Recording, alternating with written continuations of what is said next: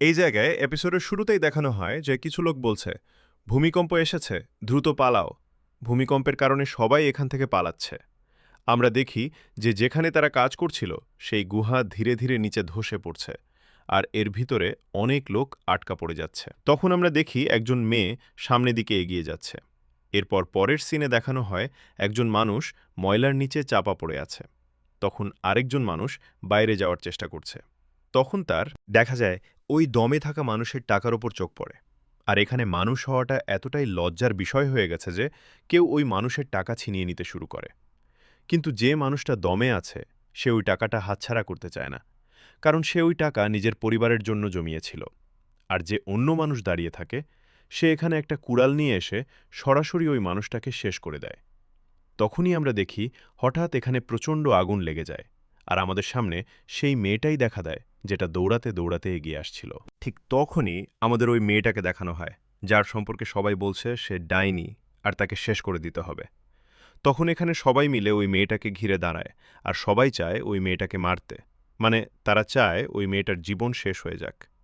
যারা এখানে ফয়সালা দেবার জন্য এসেছে তারা সব দেখছে, আর তাদের একজন বলছে, আমার মনে হয় না আমাদের রাজা আসবেন, তাই আমাদের দ্রুত কাজ করতে হবে। কিন্তু তখনই এক সৈনিক বলে, না স্যার, রাজা আসবেন তাই আমাদের অপেক্ষা করা উচিত।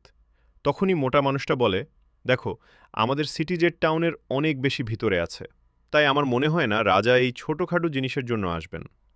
তখন আমরা দেখি পরবর্তী দৃশ্যে ব্রাউন নামের এক বুড়ো লোককে দেখানো হয়, যিনি এখানে যাচ্ছেন রাজার ভ্যান ডাকার জন্য। এরপর পরবর্তী দৃশ্যে দেখা যায় ব্রাউন ভ্যানের ঘরের বাইরে পৌঁছায়। তখন তিনি একজন মেয়ের সাথে দেখা করেন। এখানে ওই লেডি বলছে মহারাজ ঘুমিয়ে আছেন। তারপর ওই লেডি এখান থেকে চলে যায়।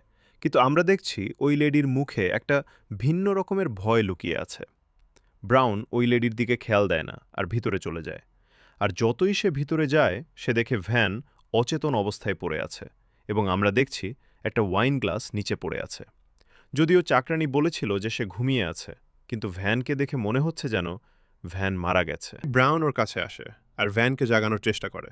সে বলে, লর্ড ভ্যান। আর ভ্যান হঠাৎ করে উঠে ওঠে আর নিজের হাতটা দেখতে থাকে। মনে হয় যেন ভ্যানে কেউ আরেকজনের আত্মা ঢুকে গেছে। ভ্যান এখানে বলে, আমার নাম ভ্যান, তাই না? আর তোমার নাম ব্রাউন।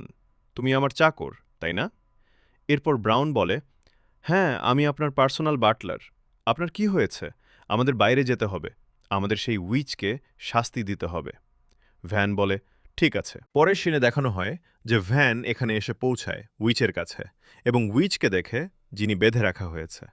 কিন্তু হঠাৎ ভ্যানের একদম আলাদা অনুভূতি হয় উইচকে দেখে, আর সে বলে, দেখো, আমি এখনই উইচকে মারব না।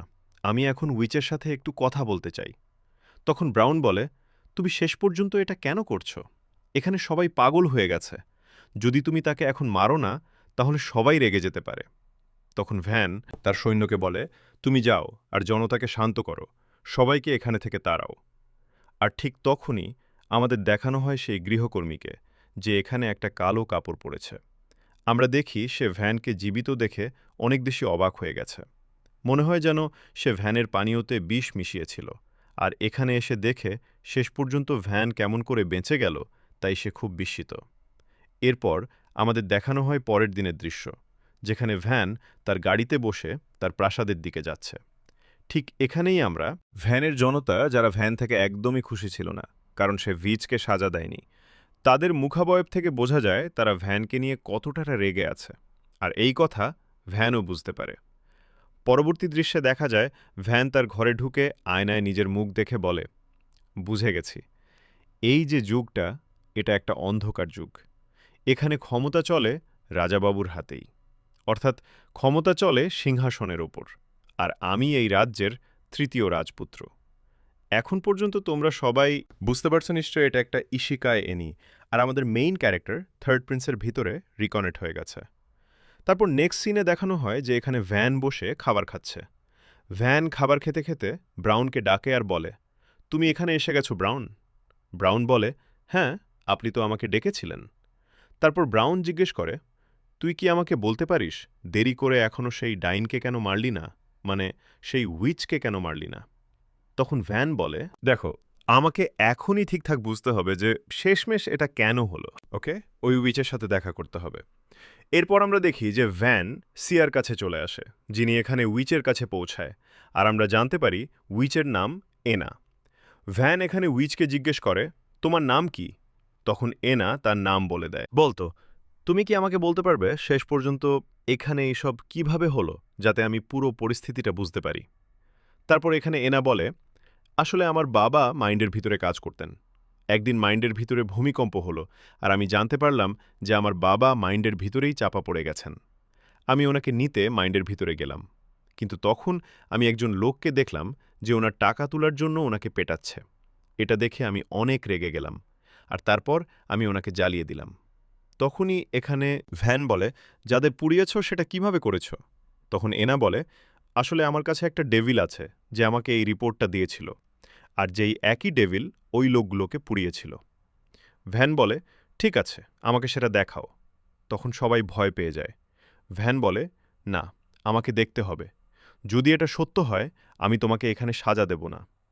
তারপর এনা, যেই সে ডেভিলটা দেখাচ্ছে না, কিন্তু তখন ভ্যান চোখে পড়ে একটা লকেটের উপরে, আর এখান ভ্যান এনা থেকে লকেটটা ছিনিয়ে নেয়, আর সঙ্গে সঙ্গে এনা একদম জ্বলে উঠতে শুরু করে, আর পুরো জায়গাটা আগুনে জ্বলতে শুরু করে। কিন্তু এনা নিজেকে শান্ত করে আর বলে, এখন তুমি চাইলে আমাকে মারতে পারো। কিন্তু ভ্যান তা করে না। ভ্যান এখানে এনার কাছে বলে, আমি তোমাকে মারব না। আর এনার কাপড় পুড়ে যাওয়ার কারণে ভ্যান তাকে নিজের কাপড় পরিয়ে দেয়।